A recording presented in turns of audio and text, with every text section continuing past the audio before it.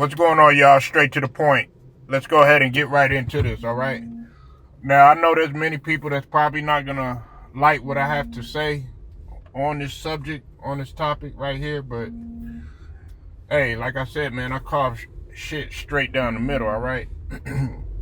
Now, I do have Isaiah Thomas as my starting point guard of all time, okay? Bar none, all right? And Isaiah Thomas has said this many times before in terms of being able to stop a combination of MJ, Magic, and Bird from winning the title, okay? And those are facts. Those are purely facts. Those are some of the reasons why I do have Isaiah Thomas as my starting point guard, but that's not what we're here to really discuss or anything. Now, everybody is like, they getting crazy as to why he would say something like that, but it's the truth, okay? Did he do it all alone by himself and everything? No, he didn't. But people have to understand that during the time when they were playing, it wasn't just them that were being physical and everything. I want people to understand how great of a point guard in that era Isaiah Thomas truly was, okay? Now, many people, they've talked to me about this. They talked about Magic and everything. A good argument that you could bring up to me about Magic is the fact that, he came in winning the chip. He came in his rookie season and won, which was really tough. And when Norm Nixon was, that primary guy at first, and then, of course, Magic went ahead and took over the services for him. I mean, that's great.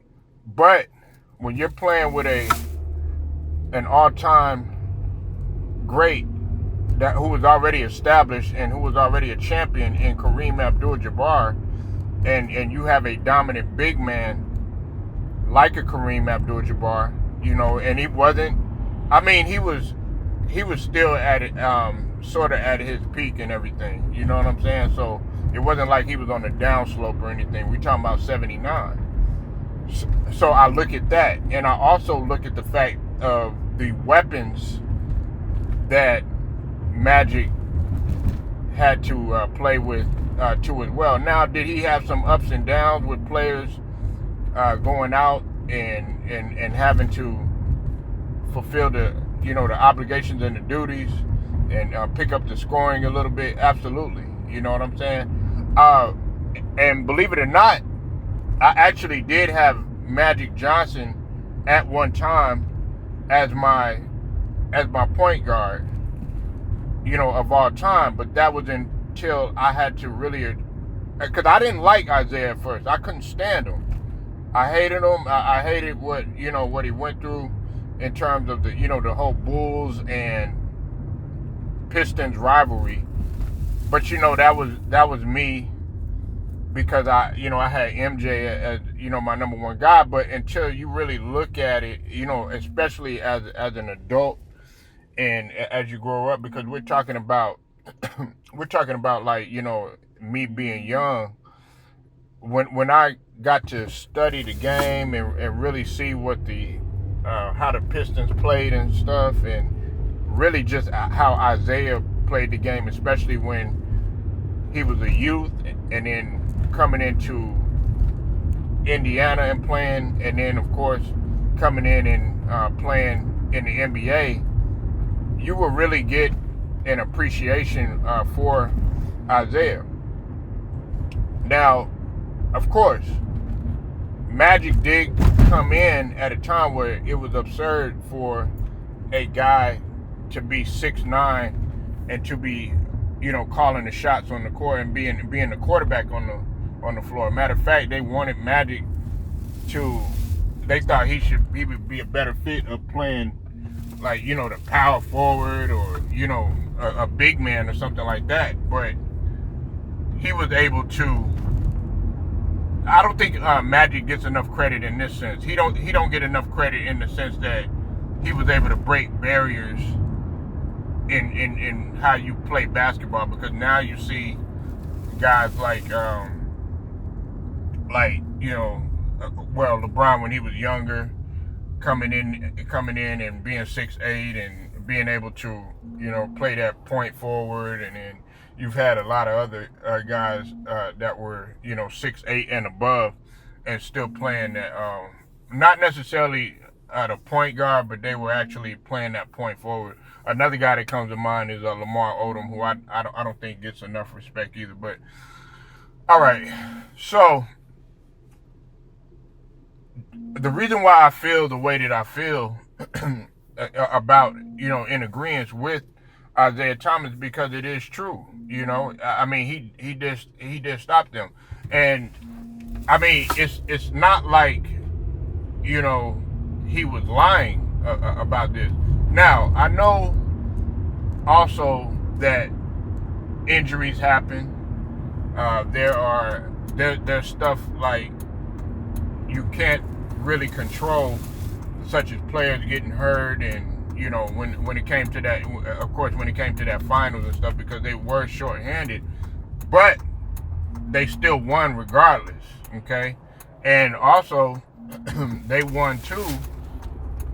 When I'm talking about LA, they won when Magic was able to go ahead and play center and everything, and so he didn't make any excuses.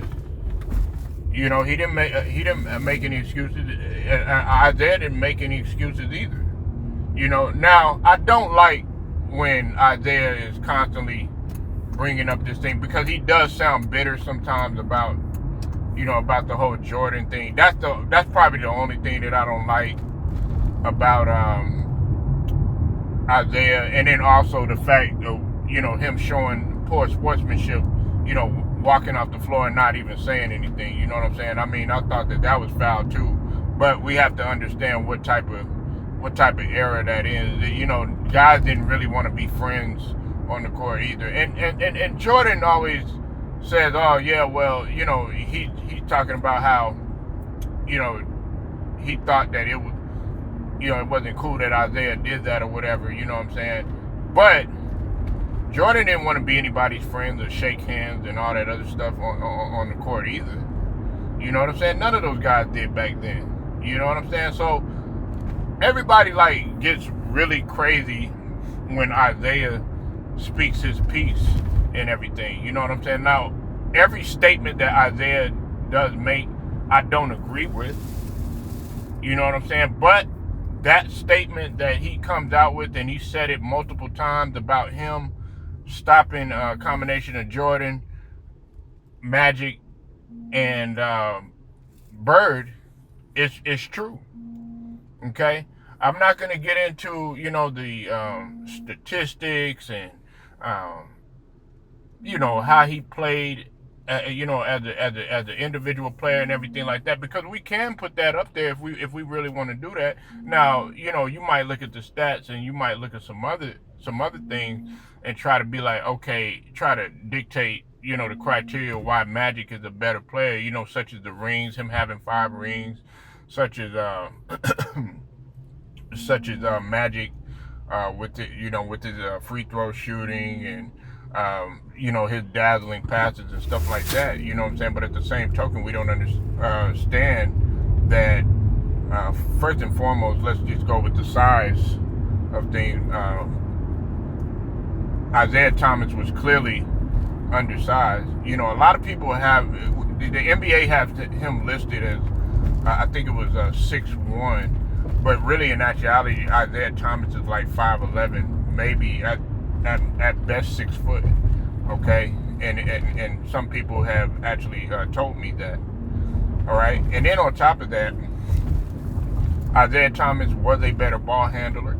Okay, it's not to take anything away from Magic, because to be 6'9" at that time and be handling the rock the way that he did and stuff, it was brilliant. But at the same token, he was still a a rather gifted ball handler, and I'm talking about for that time. Some of you younger people that are listening to this, y'all might look at the ball handling back in those days and be like, that was trash or whatever. But for that time, that type of ball handling was remarkable. That was up until an influx of new generation players that came in.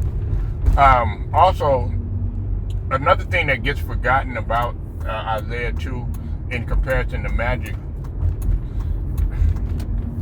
the only other player that he had besides a whole bunch of role players, and two of those guys eventually became Hall of Famers as the individual, because they did get the Pistons team in. But the only other guys that he had was, as far as scoring was concerned, was at one time he had Adrian Dantley, okay, but we all know how that played out.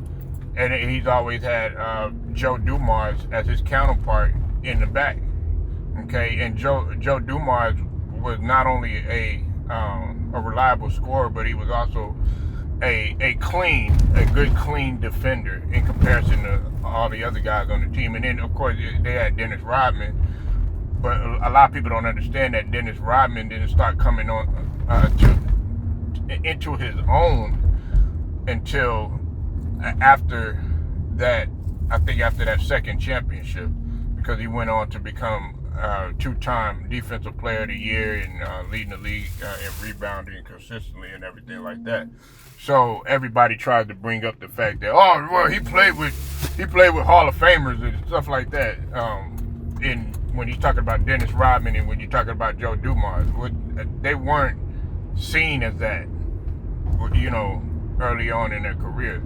Matter of fact, they didn't even think that Dennis Rodman was going to amount to that, all right? They just saw him as a great role player, okay? And so he played with that, and everybody else pretty much had their advantages. In comparison to Magic, played with Worthy, played with Kareem, had really supremely gifted scorers like Byron Scott, had a McAdoo, you know what I'm saying? Had guys like Cooper, who I feel like it's crazy that they won't put Michael Cooper in the Hall of Fame. He's not in there yet. I've already done a video on that, and Cooper is my favorite player on the Lakers. So,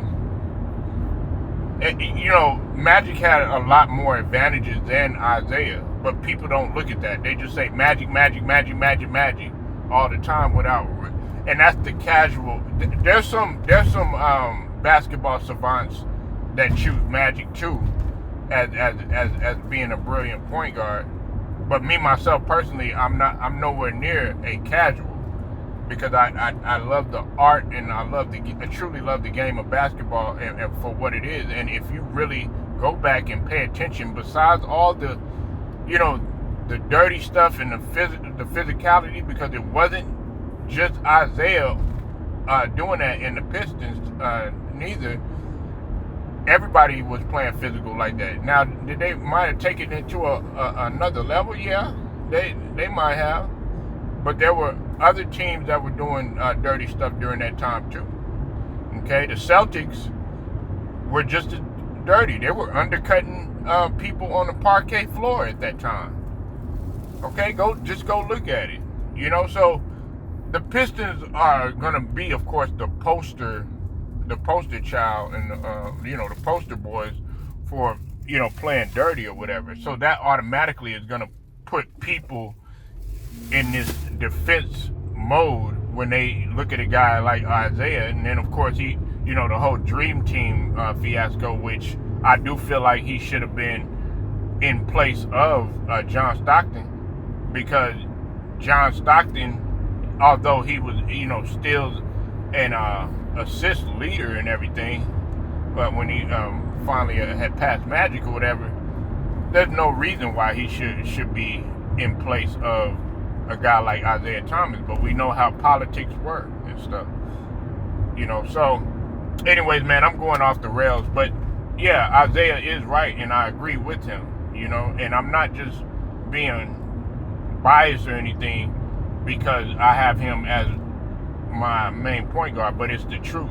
It is one of the reasons why I do have Isaiah as my starting point guard of all time, okay? And this is my last point too, all right? Everybody gets into all this top 20, top 50, or top 10, or top 5, and top 3. That's okay to do that if that's what you really want to do. But if you're really gonna choose who are your best players, you need to rank them, in your opinion, by position. And I've always said that. I think you should have, a constructed 12 to 15-man roster, if you like, and then also have a coach, and also have your starting 5, your 6-man, as well as the rest of the roster as well. And that's how I look at things. You know what I'm saying? You need to have a backup for each position. That's how it should be done. But you saying top 5, because people that played the big man, they might not see Jordan as the GOAT. Okay? People that played small forward, they might not see LeBron as the GOAT, or that particular player, as the GOAT. People that played, point guard and played the actual position, they might not see, and Magic as the GOAT, or, Isaiah as one of the best point guards or something like that. So that's why you should rank them like that. That's just how I've always done it. I've never did top 15 or top 20 or any of that other stuff. You know what I'm saying? I just think it's crazy how some people do that. But hey, that's how everybody does it. Make sure y'all like the video, share it, subscribe, and also hit the notifications so that you're notified too. It's straight to the point. I'll get at y'all later.